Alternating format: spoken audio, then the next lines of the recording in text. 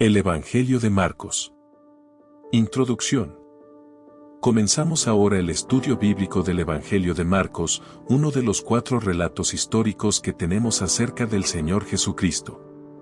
Este hecho hace que sea un escrito muy especial, porque sin lugar a dudas, no ha habido en la historia de la humanidad una persona que se pueda comparar con Jesús de Nazaret. Su presencia en nuestro mundo ha dejado una huella que ni siquiera 2000 años han logrado borrar. Es más, mientras que otros grandes hombres han ido surgiendo y desapareciendo, Cristo no ha dejado de ser adorado y amado por millones de personas por todo el mundo hasta el día de hoy. Pero antes de que nos centremos en estudiar lo que este Evangelio tiene que decirnos acerca de él, debemos hacernos previamente algunas preguntas acerca del documento que tenemos delante. ¿Podemos fiarnos de lo que dice este Evangelio? ¿Quién fue realmente su autor? ¿Hay evidencias de que Marcos lo escribiera? ¿Estaba Marcos capacitado para escribir una biografía histórica sobre Jesús? ¿Qué sabemos de él? ¿Está este Evangelio respaldado por alguno de los apóstoles? ¿Dónde, cuándo, para quién se escribió? ¿Con qué propósito se escribió? En fin, son preguntas muy importantes para cualquiera que tenga un serio interés en conocer la verdad sobre los evangelios, y más aún, sobre la persona del Señor Jesucristo, que es en definitiva de quien tratan estos escritos. Por lo tanto, a lo largo de este primer estudio vamos a abordar algunas de estas cuestiones que hemos dividido en varios puntos. ¿Quién fue el autor de este evangelio? Para empezar, debemos decir que este evangelio tuvo 2 autores, uno humano y otro divino. Uno el autor divino, el Espíritu Santo. Y aunque para las personas incrédulas este dato no tenga ningún valor, debemos comenzar afirmando nuestra convicción de que fue el Espíritu Santo quien inspiró divinamente este escrito. 2 Pedro 1:21. Los santos hombres de Dios hablaron siendo inspirados por el Espíritu Santo. 2 Timoteo 3:16 al 17. Toda la Escritura es inspirada por Dios, y útil para enseñar, para redarguir, para corregir, para instruir en justicia, a fin de que el hombre de Dios sea perfecto, enteramente preparado para toda buena obra. Notamos en estas 2 citas que tanto los hombres como los escritos fueron inspirados por Dios. La palabra inspirar da a entender que fueron producidos por el soplo de Dios. Dios puso en estos escritos el hálito de su propio espíritu creativo, de la misma manera que lo hizo cuando sopló aliento de vida en el hombre que había formado del polvo de la tierra, GN 2:2. 2. El autor humano, Juan Marcos. Pero, por otro lado, hay que reconocer también a un autor humano. Es verdad que este evangelio no viene firmado por ninguna persona. Esto pudo ser debido a varias razones. Tal vez fue una cuestión de modestia cristiana, o muy fácilmente, porque los primeros destinatarios del Evangelio sabían perfectamente quién era su autor. En cualquier caso, esto no es un inconveniente, puesto que el testimonio de los escritores cristianos de los primeros siglos identificaron de manera unánime a su autor como Juan Marcos. Ahora bien, aunque Marcos fue quien puso por escrito la historia de Jesús en el Evangelio que lleva su nombre, hay que resaltar también que esos mismos autores afirman que el apóstol Pedro fue la fuente principal de información que Marcos utilizó. Habría que decir, por lo tanto, que la autoría humana de este evangelio es compartida entre el apóstol Pedro y Marcos. ¿Qué evidencias hay de que Marcos escribiera este evangelio? Como acabamos de mencionar, los escritores cristianos de los primeros tiempos dejaron constancia unánime de que Marcos fue el autor de este evangelio. A continuación transcribimos algunas de las referencias. Papías. Hacia 130 después de Cristo. El testimonio más antiguo que tenemos sobre la composición de los evangelios canónicos es el de Papías, obispo de Hierápolis, en Frigia, que escribió hacia el 130 una exposición de los oráculos del Señor en 5 libros. Esta obra se perdió hace mucho tiempo, pero el historiador Eusebio de Cesarea nos ha conservado algunos pasajes de ella. Y el anciano dijo esto también: Marcos, habiendo pasado a ser el intérprete de Pedro, escribió exactamente todo lo que recordaba, sin embargo no registrándolo en el orden que había sido hecho por Cristo. Porque él ni oyó al Señor ni le siguió, pero después, como he dicho, ayudó a Pedro, el cual adaptó sus instrucciones a las necesidades de sus oyentes, pero no tenía intención de dar un relato conexo de las palabras del Señor. Así que Marcos no hizo distinción cuando escribió algunas cosas tal como las recordaba, porque en lo que tenía interés era en no omitir nada de lo que había oído, y en no consignar ninguna afirmación falsa en ello. Eusebio en su Historia Eclesiástica, 3,39-1,15. Ireneo de Lyon, hacia 140 a 202 DC. Ireneo, discípulo de Policarpo, que a su vez había sido discípulo del apóstol Juan, escribe lo siguiente. Mateo, que predicó a los hebreos en su propia lengua, también puso por escrito el Evangelio, cuando Pedro y Pablo evangelizaban y fundaban la iglesia. Una vez que estos murieron, Marcos, discípulo e intérprete de Pedro, también nos transmitió por escrito la predicación de Pedro. Igualmente Lucas, seguidor de Pablo, consignó en un libro el Evangelio que éste predicaba. Por fin Juan, el discípulo del Señor que se había recostado sobre su pecho, redactó el Evangelio cuando residía en Efeso. Ireneo, contra las herejías, 3 y 1. Tertuliano, en su apogeo 197 a 216. Tertuliano fue uno de los teólogos más sobresalientes de la Iglesia entre los siglos II y III. Su trabajo como apologista es ampliamente reconocido. Su testimonio tocante a la autenticidad de los evangelios no debe pasarse por alto con ligereza. En su obra Contra Marción, escrita a principios del siglo III, Tertuliano afirma que el Evangelio de Marcos refleja la predicación de Pedro. El que publicó Marcos, aunque se dice que es de Pedro, de quien Marcos era intérprete. Clemente de Alejandría, hacia 150 a 215 DC. Según Eusebio, Clemente de Alejandría afirmaba: aquellos evangelios que contienen las genealogías son los primeros que se escribieron, que el Evangelio según Marcos se empezó a escribir de la siguiente manera: en tiempos en los que Pedro publicaba la palabra en Roma y exponía el Evangelio bajo la acción del Espíritu, aquellos que en gran número estaban presentes en aquella ocasión le pidieron a Marcos que, puesto que llevaba acompañando mucho tiempo a Pedro y se acordaba de las cosas que él había dicho, pusiera por escrito sus palabras. Así lo hizo y les dio el Evangelio a los que se lo habían pedido. Cuando se enteró de ello Pedro, no dijo nada ni para impedirlo ni para promoverlo. Por su parte, Juan, el último, al ver que el aspecto material de las cosas ya había salido a luz en los evangelios, movido por sus discípulos e inspirado por el soplo divino del Espíritu, compuso un evangelio espiritual. Eusebio en su Historia Eclesiástica, v. 14,6-7. El prólogo antimarcionita.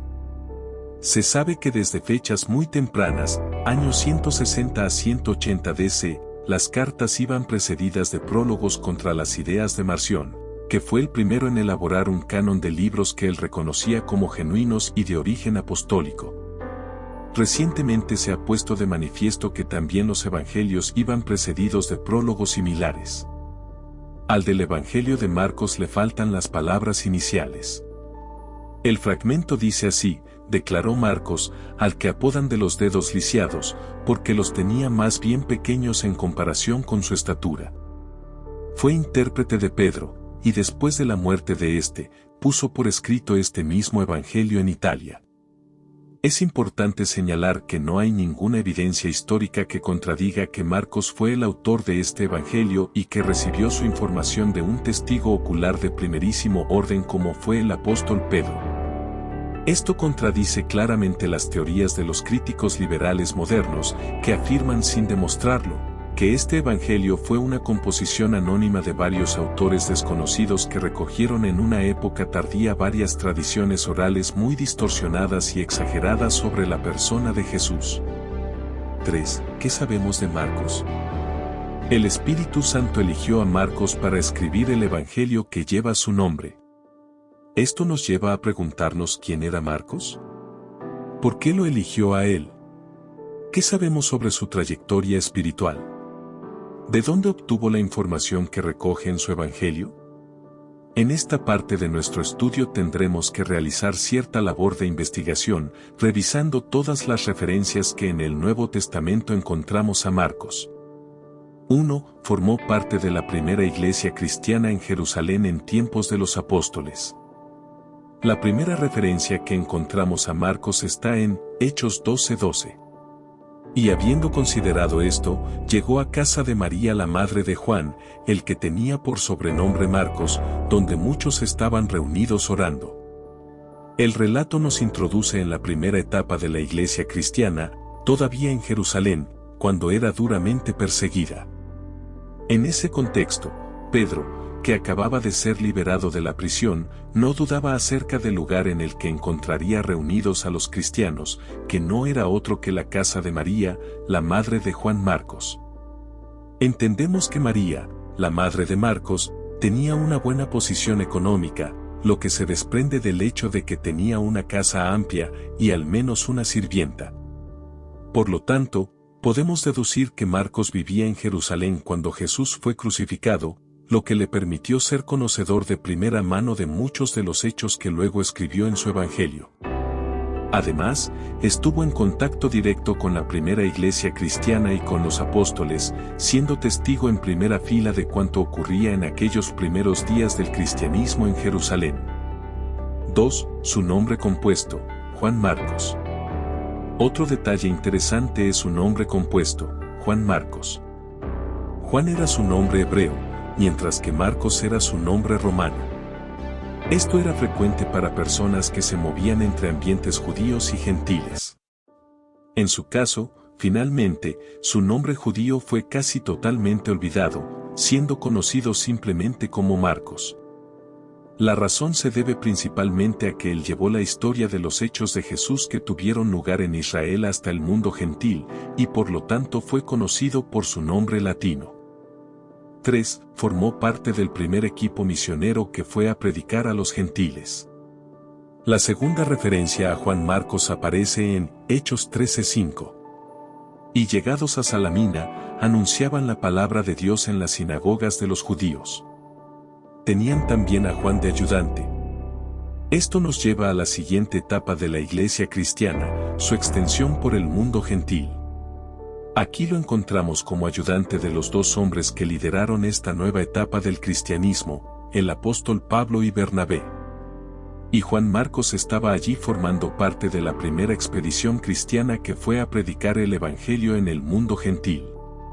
4. Una mancha en el expediente de Marcos.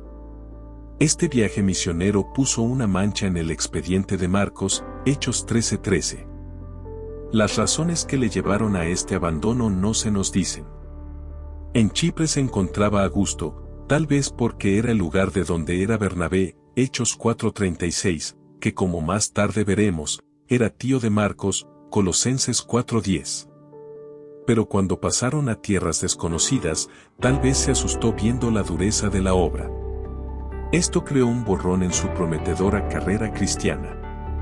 Las consecuencias que tuvo su decisión las encontramos en Hechos 15:36 al 40.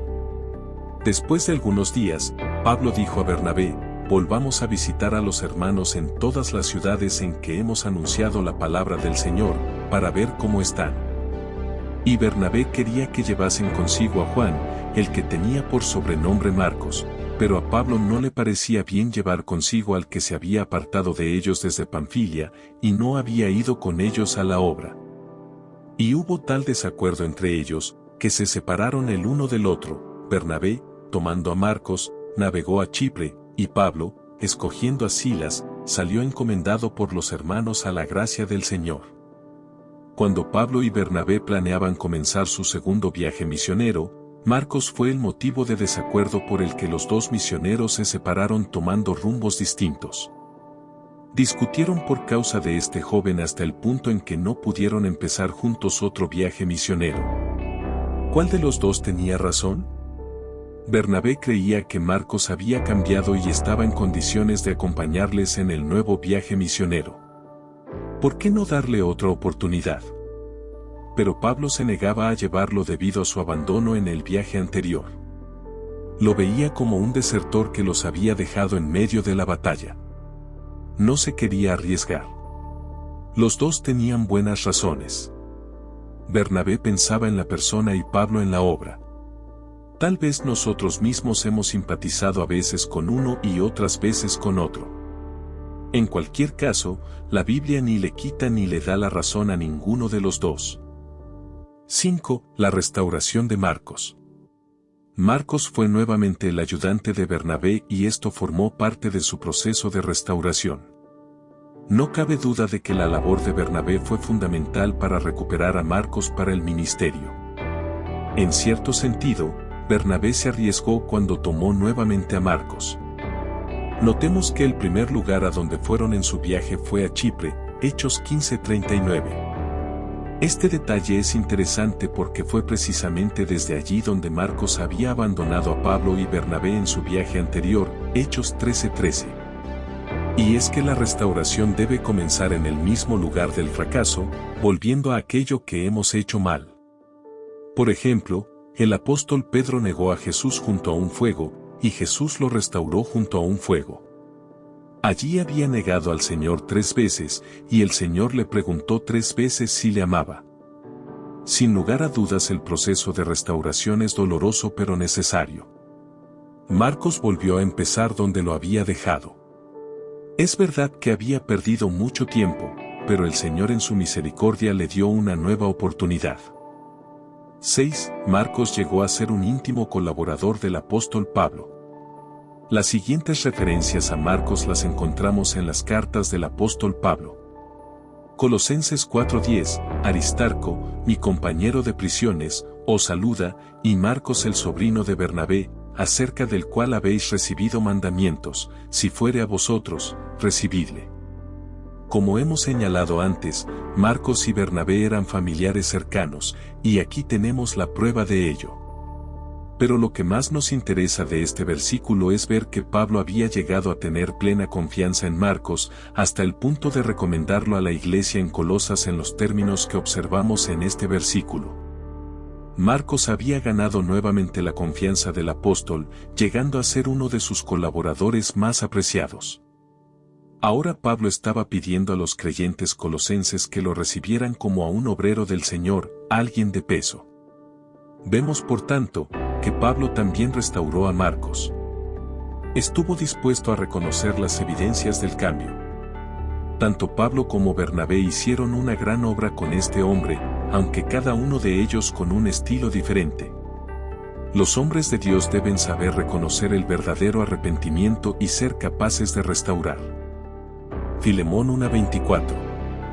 Marcos, Aristarco, Demás y Lucas mis colaboradores.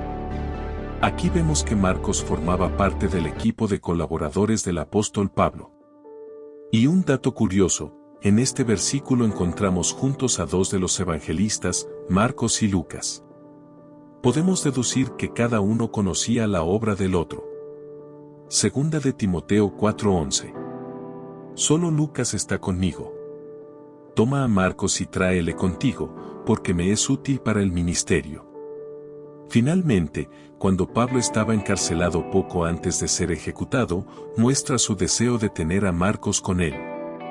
Es significativo que antes de morir, Pablo deseara que Marcos estuviera a su lado. 7. El apóstol Pedro consideraba a Marcos como su hijo. La última mención a Marcos la encontramos en la primera epístola de Pedro. 1 Pedro 5:13. La iglesia que está en Babilonia, elegida juntamente con vosotros, y Marcos mi hijo, os saludan. Marcos acompañó también al apóstol Pedro, siendo un hombre de su confianza. Y a juzgar por la forma en la que se refiere a él, Marcos mi hijo, deducimos que había un trato muy íntimo entre ellos. Tal vez podemos pensar que Marcos llegó a conocer al Señor Jesucristo por medio del testimonio de Pedro en aquellos días cuando la iglesia se reunía en la casa de su madre. O tal vez Pedro fue uno de los instrumentos usados por Dios en el proceso de restauración de Marcos después de su abandono en el primer viaje misionero. No sería difícil imaginar esto, ya que Pedro también había tenido que aprender lo que significaba ser restaurado para el servicio después de que él mismo negara al Señor. Nadie mejor que Pedro para entender cómo se sentiría Marcos y ayudarle espiritualmente.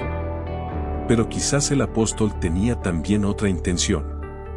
Si tal como dicen los escritores del segundo siglo, Marcos había escrito su evangelio bajo las indicaciones de Pedro, una referencia a él como su hijo sería la manera en la que el apóstol estaría dando su aprobación a la labor que Marcos había realizado al escribir su evangelio. En cualquier caso, Pedro y Marcos compartían vivencias importantes en cuanto a su relación con Jesús que facilitaba su unión y compañerismo. Como ya hemos visto, ambos fracasaron en un momento crucial de sus vidas y a ambos se les dio una segunda oportunidad. Esto hacía fácil la colaboración entre ambos. La influencia de Pedro se percibe a lo largo de todo el Evangelio, corroborando así la afirmación de los primeros escritores cristianos. Escribió lo que muchas veces había escuchado contar a Pedro. Podríamos decir que Marcos ve a través de los ojos de Pedro y lo escribe. En todos los episodios narrados en su Evangelio, Pedro ha estado presente, a excepción de un paréntesis cuando los apóstoles dejaron a Jesús solo al ser enviados por él a predicar.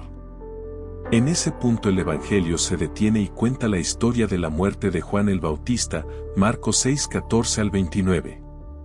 El Evangelio de Marcos tiene una conexión directa con la vida y el entorno de Pedro, junto al mar de Galilea, el lugar de trabajo de Pedro, Marcos 1:16, en la sinagoga en Capernaum, la ciudad donde vivía Pedro, Marcos 1:21.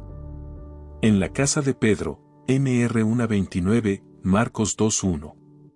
Marcos 9:33. Y con la familia de Pedro, Marcos 1:30. Otro detalle interesante es que el esquema general del Evangelio de Marcos coincide con el esquema de la predicación de Pedro en casa de Cornelio y que encontramos en Hechos 10:34 al 43. Esta influencia directa de Pedro viene a ser un factor muy importante en vista de su gran autoridad como testigo, apóstol y portavoz de los 12. 8. El carácter de Marcos, un hombre de segunda línea que sirve. Hemos visto a Marcos como ayudante de Bernabé, de Pablo y también de Pedro. Estos eran hombres de Dios que lideraron los grandes avances del Evangelio y que también escribieron importantes documentos doctrinales. Pero también los hombres de segunda línea son importantes. Por ejemplo, en el fútbol, los hombres de segunda línea, es decir, los que ocupan las posiciones en el centro del campo, son fundamentales para los que van en vanguardia, siendo incluso en muchas ocasiones los que marcan los goles. En los días en que Pablo estuvo encarcelado y no podía viajar, Marcos fue uno de sus hombres de confianza y pudo enviarlo a ciertos lugares, por ejemplo a Colosas, para que llevara a cabo la obra que él mismo no podía realizar por sus circunstancias. Cuando estaba a punto de morir martirizado, Pablo deseaba tener junto a él a Marcos en quien en cierta medida también se apoyaba. Pedro mismo no escribió ningún evangelio, fue Marcos quien realizó esta labor. Podríamos decir que sin hombres de segunda línea, difícilmente habría hombres de primera línea. En nuestros días hay muchos peleándose por ser hombres de primera línea, pero qué importantes son los que están detrás. Sin ellos, sin su ayuda, sin su trabajo silencioso, sin su disposición al servicio, sin su entrega abnegada y muchas veces no reconocida, estos hombres que figuran en la primera línea, en la mayoría de las ocasiones no podrían hacer nada. El Señor conoce todas estas cosas. 9. Una nota autobiográfica en su Evangelio. Un pasaje dentro del mismo Evangelio que ha despertado la curiosidad de muchos de sus lectores lo encontramos en Marcos 14:51 al 52, pero cierto joven le seguía, cubierto el cuerpo con una sábana, y le prendieron, mas él, dejando la sábana, huyó desnudo. Marcos es el único evangelista que recoge este incidente, y la verdad es que no aporta nada al texto, dejándonos de hecho más preguntas que soluciones. Por todo ello, muchos han llegado a pensar que se trata de un apunte autobiográfico oculto con el que el evangelista firma su libro. Para entenderlo mejor pensemos en una ilustración. Casi todas las películas del director de cine Alfred Hitchcock contienen un cameo de él mismo. Aparece efímeramente como extra o se ve una imagen suya en algún momento de sus películas, por ejemplo, un mayordomo cruzando por la escena, un hombre leyendo un periódico. Era una forma de identificar sus películas como suyas. Y con estos versículos es como si Marcos nos estuviera diciendo, yo estuve allí. Si esto último fuera así, entonces el detalle tendría una importancia muy grande para nosotros, porque colocaría a Marcos en las últimas horas de la vida de nuestro Señor Jesucristo en esta tierra, cuando él estaba orando en el monte de Getsemaní y en medio de su posterior arresto. Sin hacer afirmaciones dogmáticas, podemos imaginar una posible reconstrucción de los hechos de esa última noche. El aposento alto donde Jesús celebró la última Pascua con sus discípulos habría sido la casa de María, la madre de Juan Marcos. Mientras Jesús todavía estaba reunido con sus discípulos, Judas salió con la intención de entregarle a los judíos. Cuando Judas regresó con la guardia al aposento alto, Jesús y los apóstoles ya lo habían abandonado para ir al huerto de Getsemaní. El joven Marcos, que estaría ya dormido en la planta de abajo, fue despertado por la multitud que buscaba a Jesús y salió apresuradamente detrás de ellos para ver qué pasaba. En Getsemaní se colocó a cierta distancia para ver lo que ocurría, pero después que los discípulos huyeron, él siguió en su escondite hasta que fue descubierto por la guardia, momento en que salió huyendo, dejando la sábana con la que estaba cubierto. 10. Conclusiones. Después de todas estas consideraciones, podemos estar seguros de que el Espíritu Santo eligió a la persona indicada para escribir un relato histórico y fiable acerca de Jesús. Un joven que vivió en Jerusalén en los días del Señor Jesucristo y que pudo conocer por lo tanto su ministerio e incluso estar presente en sus últimas horas antes de morir. Un creyente que formó parte de la primera iglesia cristiana y que su misma casa fue centro de reunión de los apóstoles y de los testigos de Jesús. Un discípulo que acompañó al apóstol Pablo y Bernabé en las primeras etapas de la extensión del cristianismo por el mundo gentil y que era tenido en alta estima también por el apóstol Pedro. Por tanto, no es de extrañar que cuando en el siglo II se planteó cuáles eran los libros inspirados, el Evangelio de Marcos fue admitido sin dudas en el canon sagrado, siendo seguramente el primero en ser reconocido en la iglesia del primer siglo como plenamente autoritativo. Gracias por ver nuestro video. Si disfrutaste de este contenido y quieres ver más videos como este, no olvides suscribirte a nuestro canal Animatufe. Aquí encontrarás más videos de interpretación bíblica, enseñanzas espirituales y aplicaciones prácticas para tu vida diaria. Gracias por tu apoyo. No olvides darle me gusta y compartir este video con tus amigos y familiares.